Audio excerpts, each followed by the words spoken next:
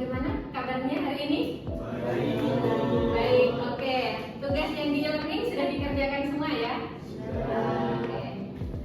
Oke, sebelumnya saya absen dulu ya. Oke. Ranisa Fitri? Oke. Ahmad? Hadir Ibu. Oke, hadir semua ya, alhamdulillah. Oke, hari ini kita akan membahas mengenai apa itu perkembangan keagamaan pada masa anak-anak. Oke, di minggu kemarin kita membahas mengenai bagaimana itu pengertiannya psikologi agama, kemudian bagaimana prinsip-prinsip dari psikologi agama, dan di pertemuan hari ini kita membahas bagaimana sumber jiwa agama dan perkembangan pada masa anak-anak. Ini ya. Oke, selanjutnya teman-teman bisa, nah ini ada pertanyaan. Jika sejak kecil kita tidak pernah dikenalkan dengan konsep Tuhan atau agama oleh orang tua maupun guru kita, nah kemudian bagaimana? Apakah menurut kalian di dalam diri kita nanti akan tetap muncul keinginan untuk beribadah itu?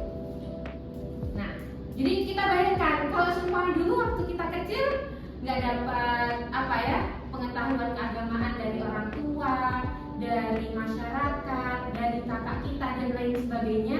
Nah, bagaimana kita ketika nanti masa perkembangan kita semakin ke depan? Apakah kita akan mencari atau tidak? Gitu. Nah, kalian bisa masuk ke Mentimeter, kemudian link ini ya, bahkan ini silahkan di share.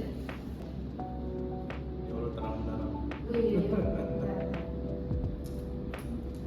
Oke, dari kalian ada yang jawab bisa, ada yang tidak, ada yang mungkin bisa dan mungkin tidak ya. Jadi pasti bertanya-tanya, akan berkembang nggak sih sebenarnya keinginan untuk mengetahui bagaimana keinginan untuk beribadah? Ya, karena beribadah ini kan ritual keagamaan yang paling dasar.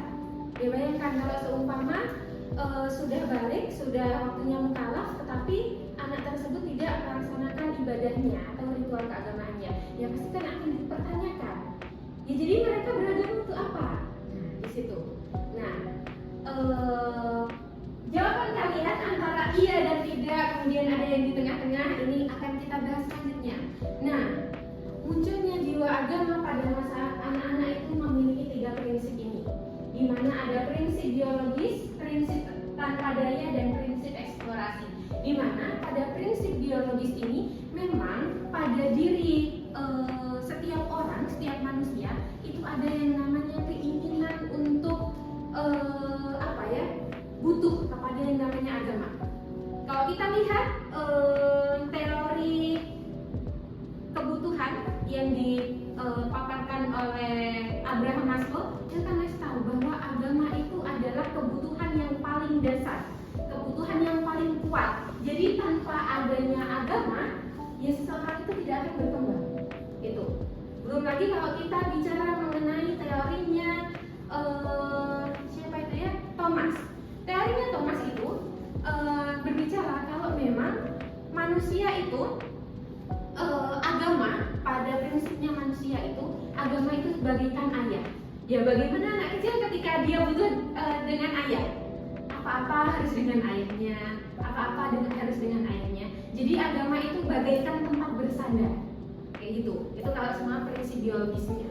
Nah, pada prinsip tanpa dayanya, nah anak-anak kita kenal bahwa anak-anak ini masih lemah. Perkembangan otaknya masih sedang berkembang, kemudian fisiknya sedang bertumbuh dan lain sebagainya. Nah, di situ prinsip tanpa daya ini mengakibatkan anak-anak ini harus memiliki jiwa keagamaan. Nah, yang selanjutnya itu prinsip eksplorasi, di mana ketiga prinsip ini disusun secara sistematis, di mana prinsip biologis ini paling awal, kemudian prinsip tanpa daya itu yang kedua, dan prinsip eksplorasi itu pada tahap selanjutnya, di mana pada anak-anak pasti anak-anak itu membutuhkan tanda tanya. Banyak kan anak kecil atau kalian dulu pernah bertanya-tanya, saya ini sebenarnya kenapa ya beragama Islam, atau saya waktu kecil kenapa ya saya harus disuruh orang tua saya ke masjid dan lain sebagainya. Iya enggak? Iya, itu. Iya. Iya. Oke. Nah, dari prinsip eksplorasi inilah yang makin berkembang. Makanya ketika ada anak TK, itu pasti ilmu tauhidnya yang bagaimana diajarin hafalan doa, kemudian bagaimana dia dikenalkan oleh huruf hijaiyah dan lain sebagainya. Ya memang dasar. Ya kalau kita lihat siapa? Pak Anies Baswedan pernah berbicara mengenai pentingnya ilmu anak usia dini di Masjid UGM kalau nggak salah. Nah itu salah satunya karena mereka memiliki yang namanya prinsip eksplorasi. Nah begitupun dengan, menurut beberapa ahli sejak lahir itu seseorang telah membawa fitrah keagamaannya. Jadi kan kita lahir itu dengan fitrahnya masing-masing. Dan fitrah ini akan berkembang sesuai dengan lingkungannya. Lingkungan pertama seorang anak itu siapa? Orang tua. Orang tua. Nah, itu. Makanya fitrah keagamaan ini itu akan semakin berkembang ketika orang tuanya juga memiliki fokus atau dominansi kepada keagamaan. Nah, fitrah tersebut berfungsi di kemudian hari melalui proses bimbingan dan latihan setelah anak berada pada tahap perkembangan. Nah, mengenai bimbingan dan latihan ini lebih. Oke, selanjutnya setelah ada ketiga prinsip tersebut bahwa anak itu secara biologis, kemudian secara tanpa dayanya, kemudian secara prinsip eksplorasinya, memang dia itu membutuhkan yang namanya agama. Kemudian kita memiliki teori pertumbuhan agama pada masa anak-anak. Nah, teori-teori ini ya memang teori-teori yang sudah dilakukan penelitian. Dan tentu ini sudah banyak dilakukan oleh beberapa orang. Yang pertama yaitu teori kebutuhan, yang kedua rasa ketergantungan, dan yang ketiga yaitu insting keagamaan. Di mana ketiga teori inilah yang memang mempengaruhi bagaimana pertumbuhan agama pada masa anak-anak.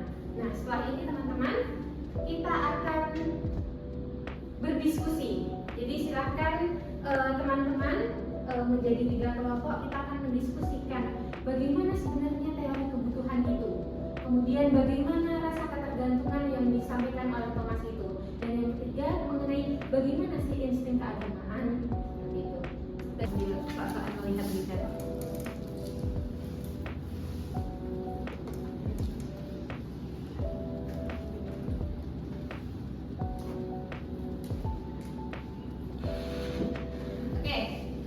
Sudah ya teman-teman? Oke, siapa yang mau mempresentasikan dulu mengenai teori-teori yang telah dibagikan tadi? Kelompok berapa? 1, 2, atau 3? Izin Bu untuk kelompok 1. Oke, silakan. Untuk kelompok 1 teori kebutuhan menurut Abraham Maslow, di mana Abraham Maslow ini berpendapat bahwa kebutuhan agama pada masa anak-anak itu fokus utama itu yaitu hierarchy of needs, artinya hierarki kebutuhan, di mana itu adalah motivasi manusia secara umum untuk mencapai aktualisasi diri.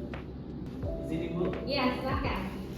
izin menyampaikan hasil diskusi dari kelompok 2 tentang rasa ketergantungan, teori dari William Ishaq Thomas, yang mana Thomas menjelaskan gagasan ini melalui teorinya yang sangat terkenal yaitu teori 4 keinginan. Berbeda dengan Woodward yang melihat agama sebagai insting biologis bawaan, Thomas memandang bahwa agama terbentuk karena manusia dilahirkan dalam kondisi tidak berdaya, sehingga memunculkan interaksi emosional dan ketergantungan yang kuat pada lingkungan serta kekuatan di luar dunia. Terima kasih Ibu.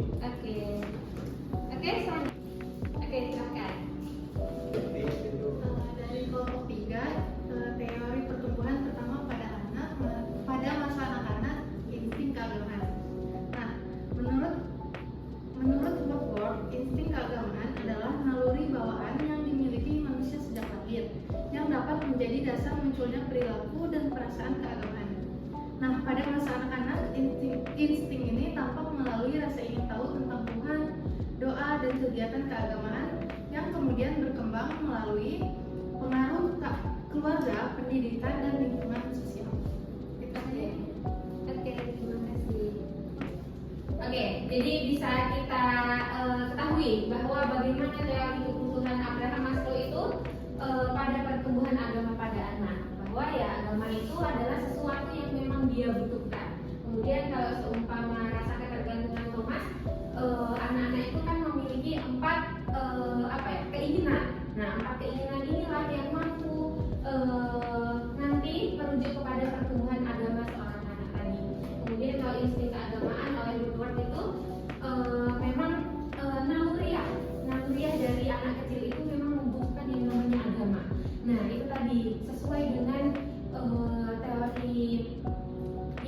bahwa agama itu bagaikan ayah. Jadi bagaimana anak itu membutuhkan seorang ayahnya. Jadi dia butuh tempat bersandarnya. Kalau seumpama saya tidak ada tempat bersandar ini tadi, saya akan bagaimana? Nah, begitupun dengan anak dengan agama. Ketika anak tanpa agama, ya dia pasti akan kebingungan. Saya harus kemana? Saya harus bagaimana? Dan lain sebagainya. Itu. Oke, teman-teman, mungkin ini saja yang kita bahas pada hari ini. Dan sebelum kita akhiri pertemuan pada hari ini, kita ada apa ya ini ya? Ada kuis. Silahkan kalian scan barcode ini.